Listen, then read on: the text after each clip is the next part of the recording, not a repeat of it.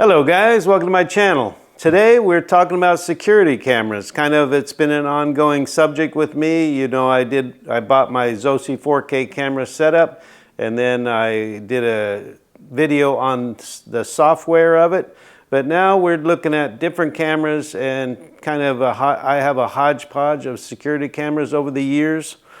So my first security camera setup was a Samsung wireless setup. It was with the NVR and 4 Wi-Fi cameras. Now that NVR has its own Wi-Fi connection. It doesn't go through the home internet, which caused me, it's good and it's bad. Living in a cement house, trying to get signals out through the wall, it was really picky on where the cameras could go. They could only go certain places. So after the Samsung setup, well, in addition to the Samsung setup, I bought a 4-pack of 10. These 10 cameras have been reliable and they have been uneventful. They just work all the time. Now the software is clunky, and that's what I'm finding about cameras is you're buying into the cameras, but you're also buying into the software. So having said that, my Samsung setup has no bells and whistles. It doesn't have human detection. It doesn't have AI. It records 24/7, so you can go to the recorder and pull up anything you need to pull up, and that's a good thing. So it's been reliable. It's been working for at least 5 years. Been no problem at all. Now these little 10 cameras have been working. Then I picked up a couple Hawkray, and I did a video on these, and these are really good. They have good AI detection. They have a good Wi-Fi range, but it's still hard to get outside of the house. Now these are point and tilt, so they're motorized. You can run them around and point them wherever you want them. You could look in the backyard or down the side of the house if you have it on the side of the house. And they've been very handy. So then, as you know, I ended up with the Zosi 4K. So these Zosi 4Ks, I like the looks of the turret camera. Now what I am finding is I thought that the bullet cameras were more obtrusive and looked more not stealthy, but these turret cameras, they look kind of big hanging off of the soffits. I do like the look, but they do look larger. I know it's probably just a perspective. So having said all of that, I have been on the search for a camera that has really good software. So a friend of mine told me about how happy he was with his Eufy. So we are looking at the Eufy solar powered camera, the S220 Solo. So I picked this one up, got it from Best Buy. You can get it on Amazon. I'll put a link below. And it is it's stated it has a continuous power supply, non-stop security, 3 hours of direct daily sun, stays tough in any weather, IP67 rating, it's 2K, so it has good details, 100% wire free, advanced human detection, and local video storage. So having said all that, this is a nice little camera package.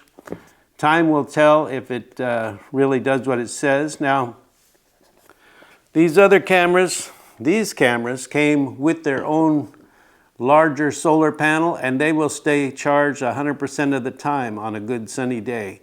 It all depends on how many times you access the camera and play back the video, but these stay 100%. So the new goal is to replace one with one of these. But this brings up a different issue.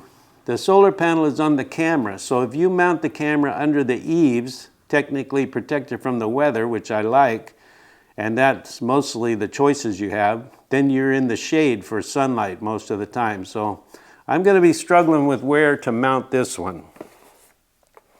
But the software seems to be really robust.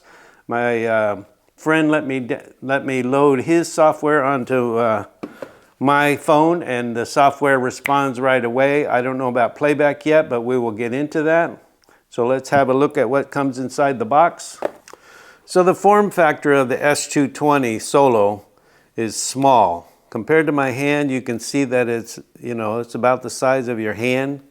It has a 1/4 on the back for the mount. Has a small solar panel on top. Now some of the reviews say that they didn't get enough sun and that it didn't stay charged. And that has to do with sun, but it also has to do with how many times a day this is recording, that it's active. I did learn on my other cameras, my other solar cameras, that it all depends on how many times you access it a day. Now, it has a USB-C 3 port on the back, on the bottom, and it has the sync button. Well, let's take a peek underneath this plastic here.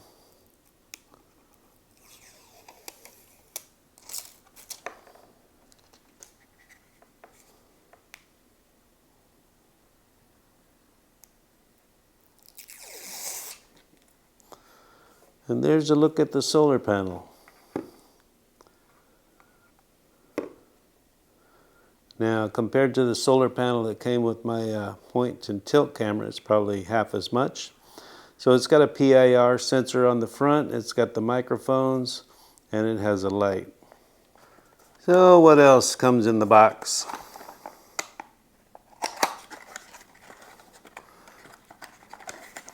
Here's the mounting hardware. Little ball socket. Hopefully that can stand up to a hurricane.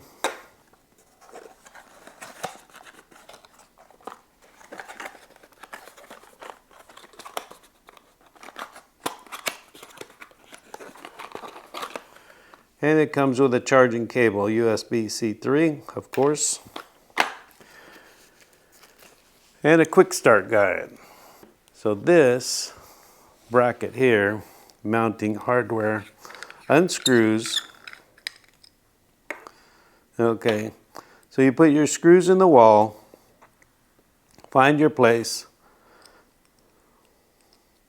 put this little ball socket back in here, and then screw it on like that.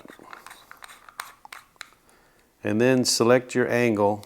It's got a pretty stiff feeling ball socket, which is good. Hopefully it'll stand up in severe weather, which in Florida we have severe weather. So I have read that someone reviewed these and they said they got water inside and it quit working. But I'm going to put mine to the test. Florida is a good test for that, and we'll see how that goes. Let's open the Eufy app.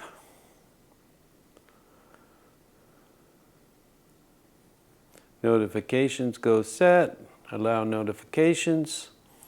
Okay, did all that. Let's go back. Let's go to the plus sign. We're going to add a battery camera. These are all your different cameras and smart locks and storage that are all available from Eufy, which seems like they are pretty going pretty hard at it here. So let's go with the battery camera, and we are going to pick the Eufy SoloCam Solar. That says S40. Solar Pro, SoloCam Spotlight, S22 SoloCam right on the bottom here. Okay, and just disregard my screen recorder button here. Okay, so next, we're going to go to next. And it says connect your SoloCam. We're going to go not to a HomeBase, but we're going to go to the router. So we're going to go to the router. According to phone system rules, we need to request your location permission to get Wi-Fi permission. Okay, we got to put the code in here. Added successfully. You're almost done. Please follow the rest of the steps and your device will be ready to use. Okay, so here we select where it's going to go. It's going to go tentatively in the front of the garage.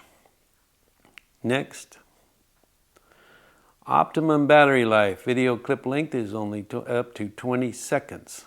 Optimal surveillance. Video clip length can be up to 60 seconds. Let's go with optimal. Okay, and we're going to hit next. And we're on power source battery.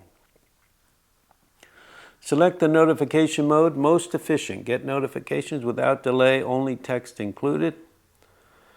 Get text notifications first, then thumbnail included if available. In this mode, footage preview thumbnails will be temporarily stored in the cloud.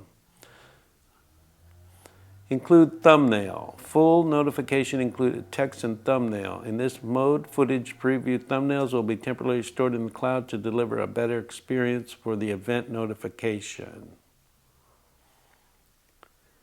I think we're just going to go with most efficient for now. So now it says to fully charge the battery, it will take about 5 hours from being plugged into a fully charged through a 5 volt 2 amp power source. And I can confirm it did take several hours. Mount the camera using the outdoor mount. Take your camera and phone to the location. Use the app to read the signal on the camera. Make sure the signal strength is great at the desired location. Mount the camera 7 to 10 feet high. Place the camera under direct sunlight. Avoid placing the camera lens near a wall or glass to prevent the light reflecting onto the IR. Okay, in order to make full use of this solar panel, please try to choose a place where the solar panel will receive maximum sunlight, not partially shaded. Make sure the solar panel is fully exposed to direct sunlight for at least 2 hours for consistent charging. Best place to install is on the fascia, not underneath the eave or on the side wall. Walls without eaves, a pole or a fence where sunlight is not blocked. Over eaves if the eaves are below 3 meters high. Okay. There's 2 pages to this, yeah. Best places to install, walls without eaves, pole or fence. Now we can hit the next. Places not to install. Indoor or under porch, under or on the trees, under slanted eaves. Places not to install, same thing. PIR sensor detection triggers SoloCam to record. To minimize false alerts, consider the following when selecting installation location. Have it 15 degrees down. The camera should be placed 7 to 10 feet high. Tilt the camera down at a 15-degree angle. Tips for installation. Keep the PIR lens level for best results, not tilted. So it's going to have to be in landscape mode. Some cameras you can put in portrait mode.